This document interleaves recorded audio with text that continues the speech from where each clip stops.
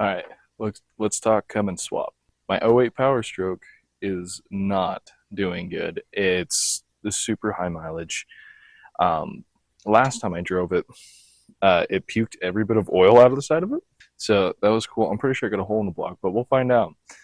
Um, so I want to go through and take the 6.4 liter out, and I've got a 12 valve Cummins that I need to build, and I'll get into some plans on that a little bit later.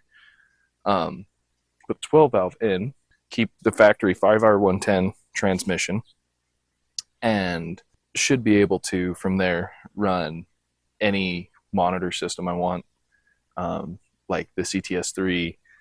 I'll still be able to tap into the OBD2 and change shift tables if I need to. Basically, the only thing that I won't be able to adjust via electronics is 12 valve because it's mechanical. But that's also very beneficial because if I need to adjust anything, it's just a mechanical. So now, phase one, I'm going to go through and build the absolute cheapest 12 valve I can come up with. I've already bought a bunch of stuff off of eBay and Amazon to put the world's cheapest 12 valve together. I'm talking cheap injection pump, cheap turbo. It's got to go full rust pit style if we're going to put this in one of my rigs. Just the most dirt cheap stuff we can find. Phase two, take the absolutely large piece of shit motor out of this truck. Little disclaimer, I do like them when they run, but I will be 100% honest with you. I've spent more time working on this thing than I have driving it. So, granted, I did buy it with a lot of miles on it, and it wasn't supposed to run when I bought this truck, but I got it running. Always anticipated a Cummins swap.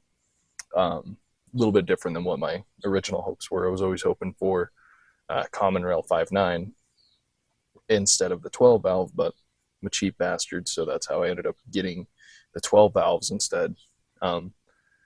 Between that, it'll be a lot easier swap. The wiring's minimalistic in comparison.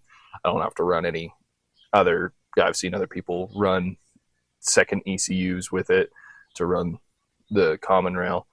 This will be a very straightforward, very easy swap in comparison to the common rail. It's a rust pit build, so nothing is going to be easy. It's just going to be easier than I anticipate. So phase three is going to consist of gathering every swap part that I can find or that I'll need. I already found a conversion kit for it, so it'll be pretty straightforward. Gathering all the materials up, but once I have the motor built and I have this one pulled out and I have the conversion parts, I can at least set it in here, and then it'll be astronomically easier to do all the little things that this truck will need past that. Phase four is going to consist of actually putting the Cummins in the truck. That'll have all your engine mounts. That'll start getting us into seeing what it's going to take for intercooler boots, intercooler piping, radiator piping, all the small stuff. But once we can get that in, that'll save a lot of that. That's where all like the smaller stuff will end up being.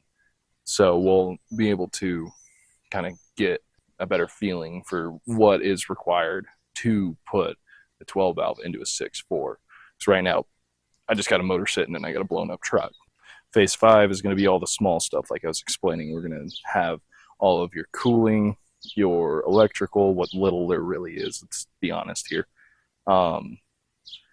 Intercooler piping, running fuel lines, all of that stuff. So pretty straightforward for what that requires. Which then brings us into the sixth final step. And for phase six, it's going to be the first start and all little things that are going to come up because nothing is super simple. We'll get like the AC work in, we'll do all of the creature comforts, we'll do all of the small time uh, little knick-knack stuff that you get when you do these swaps. Um, but it'll be relatively straightforward past that.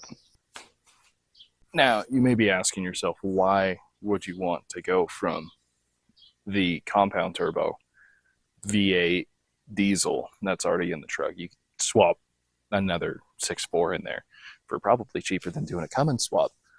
Well, I am a big fan of mechanical diesels.